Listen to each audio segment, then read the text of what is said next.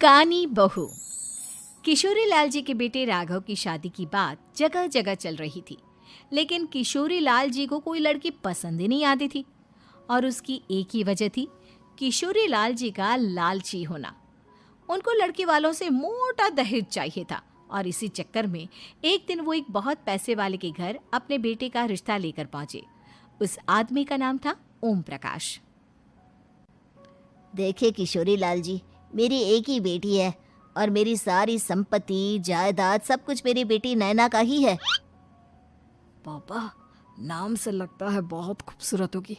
कितना अच्छा नाम है ना, नैना। ओ, वैसे बात तो सही है आपकी। अब इतना पैसा है, जमीन जायदाद है, इकलौती बेटी, आप भी क्या करेंगे? सब कुछ उसे ही देंगे ना। बिल्कुल ठीक पहचाना आपने। बस बेटी की शादी और सारी जायदाद उसके नाम।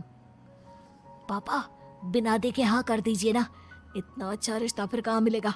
माला माल हो जाएंगे हम। मैं अपनी बेटी को बुलाता हूँ। अरे नहीं नहीं नहीं नहीं, आपकी बेटी का नाम नैना है, सुनकर ही लगता है बहुत सुंदर होगी। रहने दीजिए अंकल, मैं तो आपकी बेटी के नाम से ही इतना खुश हो गया हूँ कि उसे बिना देखे शादी करने को तैयार हूँ। अब तो मैं उसका चेहरा सीधे शादी के बाद ही देखूंगा। और इस तरह राघव नैना का चेहरा नहीं देखता और उससे शादी कर लेता है। शादी के बाद अपनी सुहाग रात पर जब राघव नैना का घूंघट उठाकर देखता है तो नैना की आंखें बंद थी। कितनी खूबसूरत हो तुम नैना, जरा अपनी आंखें खोलकर मेरी तरफ देखो तो सही। नहीं, मुझे शर्म आती है। अरे, मैंने तुम्हें शादी से पहले भी नहीं देखा, और अब अगर तुम आंखें खोलकर मुझे देखोगी भी नहीं तो मुझे अच्छा कैसे लगेगा? इससे पहले कि नैना अपनी आंखें खोलकर राघव की तरफ देखती, अचानक से लाइट चली गई और राघव नैना को पूरी तरह से देख भी नहीं पाया। अगली सुबह नैना राघव के लिए नाश्ता बनाकर लेकर आई। अरे ये क्या, आधा पराठा सीका हुआ है और आधा बिल्कुल कच्चा। ये तुमने क्या किया नैना? बहू, तुमने क्या आधा पराठा तवे से नीचे लटका कर रखा था, जो आधा सिका है और आधा कच्चा? मुझे जितना दिखेगा उतना ही तो सीखूंगी ना पापा जी। जहाँ जहाँ मुझे नजर आ रहा था वहाँ मैंने सीख लिया, जहाँ जहाँ नहीं दिखा वहाँ कच्चा रह गया होगा। इसका क्या मतलब है? ये कैसा मजाक कर रही है तुम? अरे बहू, तुमने इतना लंबा घूंघट क्यों लगाया हुआ है? देखो, हमारे घर में बहुओं को बेटी की तरह रखा जाता है, और फिर तुम तो इतना सारा माल लेकर आई हो। देखो, ये घूंघट डालकर रखने की कोई ज़रूरत नहीं है। हाँ नैना, पापा जी ठीक कह रहे हैं, तुम तो आराम से रहो, अपना ही घर समझो। नैना अचानक से अपना घूंघट उठा लेती है। अरे ये क्या पापा, नैना की तो एक आंख फूटी हुई है। नाम से नैना, लेकिन ये तो कानी बहू निकली। मेरे साथ धोखा हुआ है, धोखा। बिना दिखाए अपनी कानी लड़की मेरे संग ब्याह दी। मुझे कानी बीवी नहीं चाहिए। मुझे अभी ओम प्रकाश जी से बात करनी पड़ेगी। आखिर उन्होंने मेरे साथ ऐसा किया क्यों? अरे, आप लोगों ने ही तो पापा से कहा था कि आप लोग शादी से पहले मुझे देखना नहीं चाहते। अब मेरे पापा पर क्यों इल्जाम लगा रहे हैं? अरे लेकिन उन्हें बताना तो चाहिए था ना कि तुम कानी हो, एक आंख से तुम्हें दिखाई नहीं देता। किशोरी लाल और राघव नाराज होकर ओम प्रकाश को अपने घर बुलाते हैं।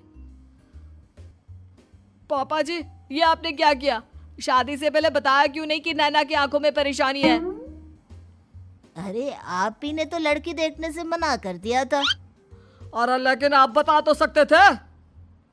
आपको तो हमारी बेटी की प्रॉपर्टी चाहिए थी, वो भी पूरी की पूरी। अब क्या हुआ अगर उसे आधा दिखाई देता है?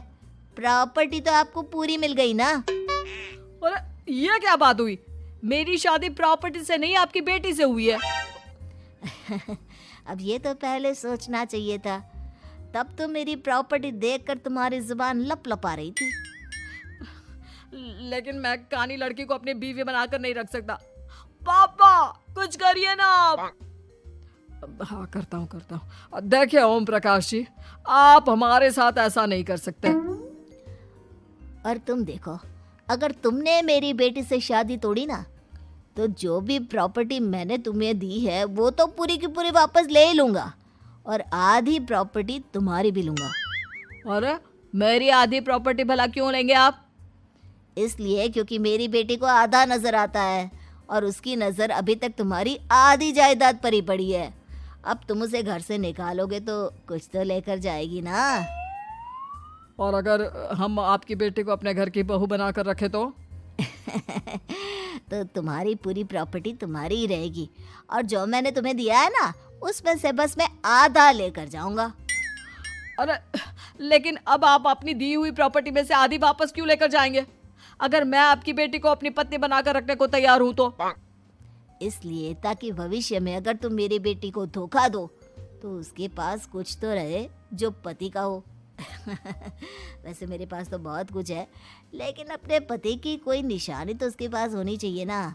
अब अगर तुमने मेरी बेटी को कानी कहा तो तुम्हें प्रॉपर्टी भी कानी ही मिलेगी, पूरी नहीं। जमाए राजा।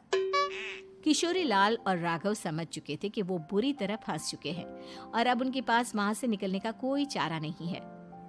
अब समझ में आया ना, लालच बुरी बला होती है। एक तो तुम्हें प्रॉपर्टी मिली, ऊपर से बीवी मिली, उसमें तुम्हें नखरे भी दिखाने हैं। आए बड़े, चुपचाप बैठो दोनों। कुछ दिनों के बाद नैना राघव की कार लेकर बाजार घूमने निकलती है और जब कार लेकर वापस आती है, ये क्या? एक तरफ से मेरी गाड़ी पूरी खराब हो चुकी है। लगता है तुमने मेरी गाड़ी को किसी दूसरी गाड़ी के साथ एक्सीडेंट किया है। अरे अरे कितना बड़ा नुकसान कर दिया तुमने बहू। वो क्या है ना पापा जी, मुझे एक आंख से दिखाई नहीं दे रहा था, सामने से गाड़ी आ रही थी। मुझे तो सिर्फ आधा ही दिखाई दिया और वो गाड़ी मेरी कार से रगड़ते हुए निकल गई। अब मैं क्या करूं बताओ? आप इसे ठीक कराने के पैसे कौन देगा? तुम्हारे पापा। तुमने मुझसे इस तरह से बात की? अभी रुको। नैना राघव की शिकायत ओम प्रकाश को कर देती है। देखो राघव, अब जो मेरी आधी प्रॉपर्टी तुम्हारे पास थी ना, उसमें से आधी और मैं लेकर जाऊंगा, क्योंकि तुमने मेरी बेटी को डांटा। अरे नहीं नहीं पापा जी, गलती हो गई, माफ कर दो। गलती की तो कोई गुंजाइश ही नहीं। अगली बार मेरी बेटी को डांटा तो बची हुई आधी में से आधी और ले जाऊंगा। लालच के चक्कर में हम दोनों ने बहुत बड़ी गलती कर दी बेटा। एक तो तुम्हें कानी बहू मिली और ऊपर से जो माल मिला वो भी काना। इस तरह राघव की हर एक गलती पर ओम प्रकाश उसकी प्रॉपर्टी का आधा आधा हिस्सा लेकर अपना सारा माल वापस ले गया और राघव को कानी बीवी से काम चलाना पड़ा। भाई लालच वाकई में बुरी बला है।